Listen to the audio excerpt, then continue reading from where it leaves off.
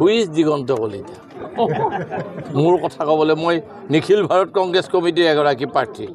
তেওঁ কালি হোৱা MLA ঠিকাদাৰী কৰি থাকি কালি MLA হৈছে মোৰ ওপৰত কথা ক'বলৈ তেওঁ ক'ত অধিকাৰ পালে এইটো কথা মোক তেওঁ নমিনেশ্যন দিয়া নাই নহয়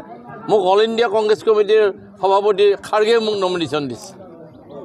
তেওঁৰ এইটো নৈতিক অধিকাৰ নাই মোক সমালোচনা কৰাৰ আৰু তেওঁ বয়সো হোৱা নাই আমাক সমালোচনা কৰাৰ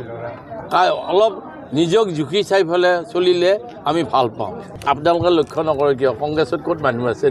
বিজেপিৰ এতিয়া অৰিজিনেল মানুহবিলাক ক'ত আছে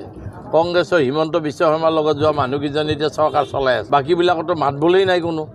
কোনো মন্ত্ৰীৰো মাত বোল নাই AGPয়ে যোৱাকেইটা এইটো AGP আৰু কংগ্ৰেছৰহে পৰা যোৱা মানুহ চলাই আছে বিজেপি মানুহখিনি এতিয়া পোষ্টাৰ বেনাৰ মাৰাৰ বাহিৰে চাহ আনি দিয়াৰ বাহিৰে তেওঁলোকৰ কোনো কাম নাথাকিব আৰু সেইটো তেওঁলোকে ইজ্জত যোৱা কথাটো যদি অনুভৱ কৰে আমি বৰ সুখী হ'ম কাৰণ পুৰণা বিজেপি আমি বহুত দিনৰ আগৰ বিজেপি দেখিছোঁ আমি ৰেছপেক্ট কৰোঁ তেওঁলোকক